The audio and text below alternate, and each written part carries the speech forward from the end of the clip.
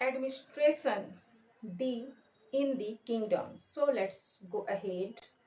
Many of these new kings adopted high sounding titles such as Maharaja Dhiras, Great King, Overlord of Kings, Tribhuvan Chakravarti, Lord of the Three Worlds, and so on. However, is spite of such claims. So look at this picture, aloe vera, uh, Ellora caps, 15s,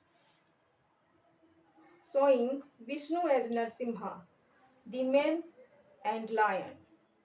It is a work of the Rashtrakoot.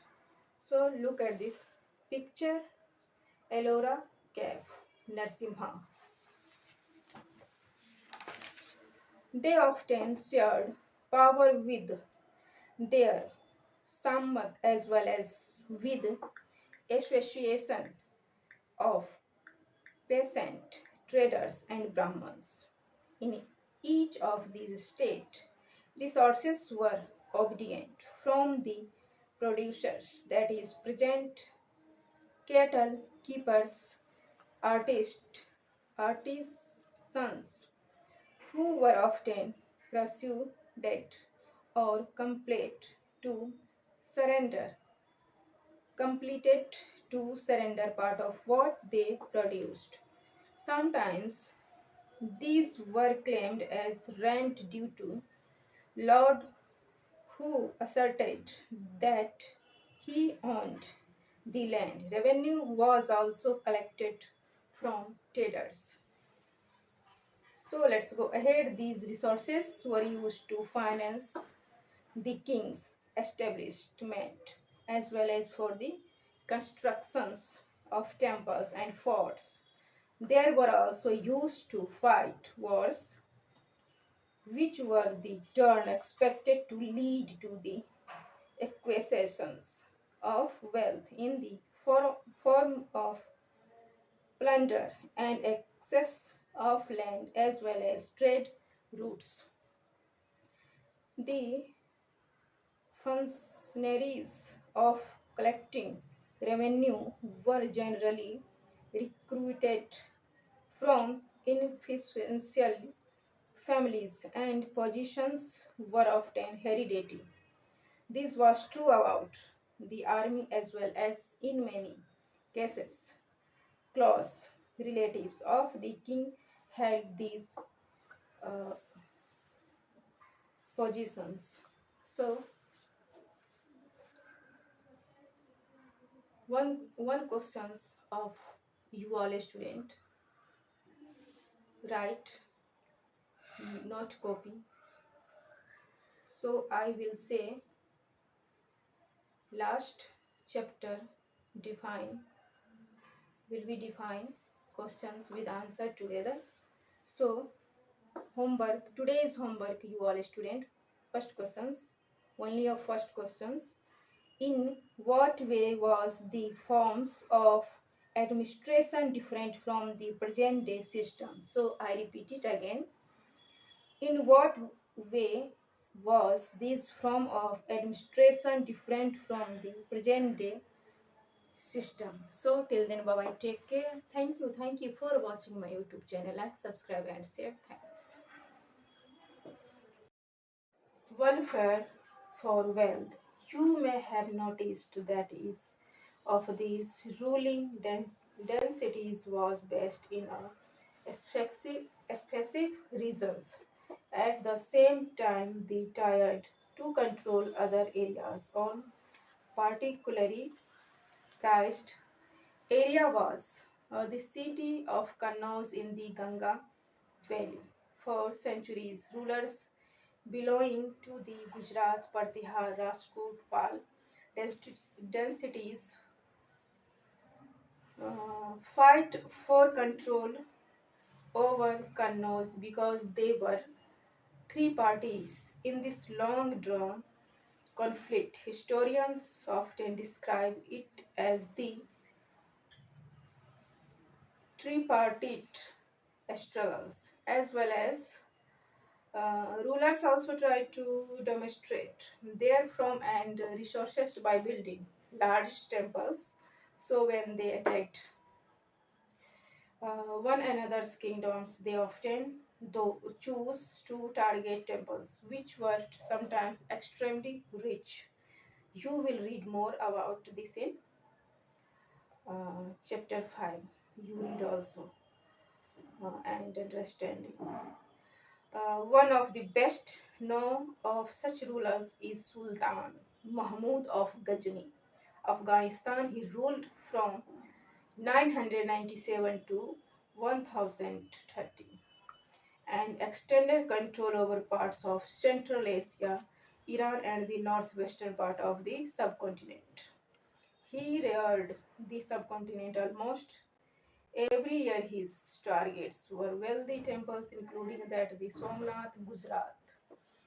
Much of the wealth Mahmud carried uh, away was used to create a splendid capital city at Ghazni.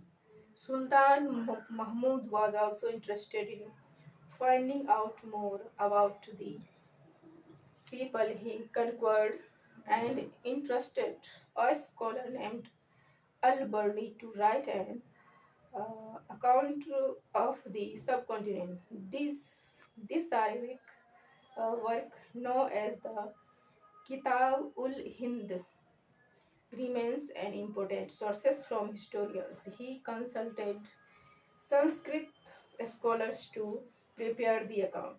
Other kings who engaged in welfare included the Chahmans, later known as the Chauhan, who ruled over the regions around Delhi and Ajmer.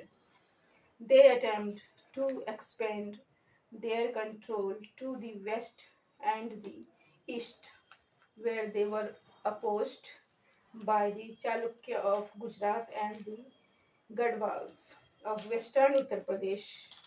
The best known Chahman rulers was Prithviraj III, 1168 to 1192, who defected an Afghan ruler named Sultan Mahmud Ghori in 1191, but lost to him the very next year in 1192. So look at this picture, a closer look the chols. First map. Look at this picture. Look at this picture, map 1. A closer look the chols. Chols kingdom and its neighbors. So Chol ones and neighbors state. So Yadav Chalukyas under Vikramaditya, 6th Kalyani, Kadambas, Badami, Bahami, Ganga,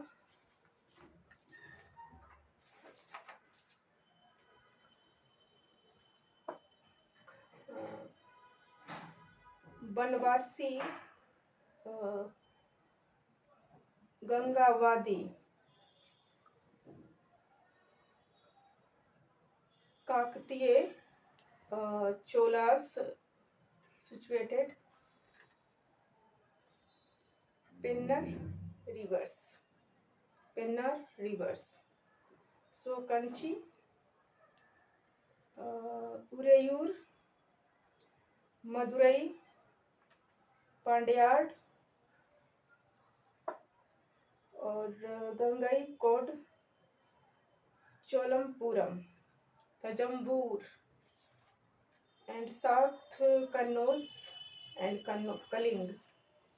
Kalinga, Vegi, so Sea, Lakshadweep, Arabian Sea, and sea bottom Sri Lanka.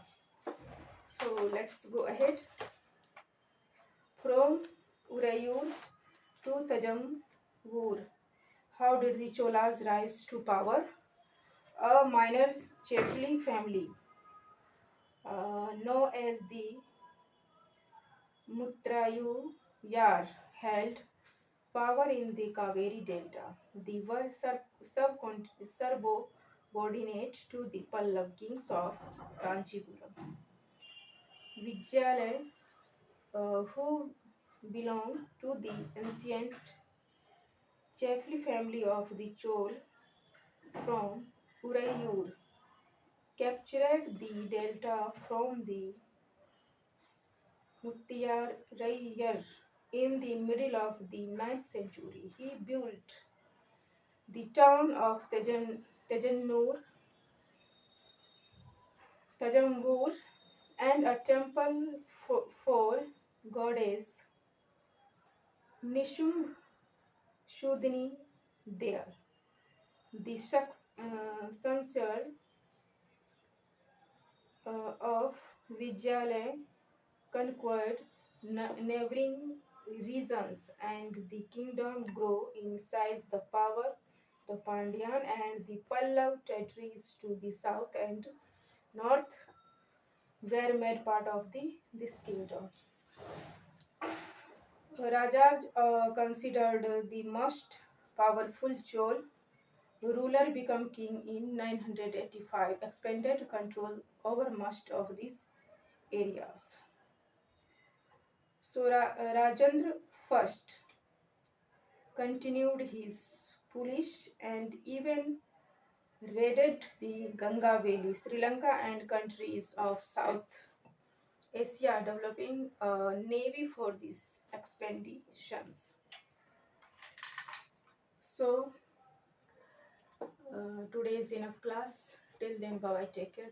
Thank you for watching my YouTube channel. Like, subscribe, and share. Thanks. Good morning, all student, UPSC aspirant, English medium student. Thanks for joining me after a long time. I am here today's class. So look at this board. UPSC NCERT History 6 to 12 preparation English medium student topic remaining chapter 2 New King and Kingdoms. So let's go ahead. Prasastya and land grants. So Prasastya contain details that may not be literally true, but they tell us how rulers wanted to depict themselves violent, victorious warriors. For example, these were composed by learned Brahmins who occasionally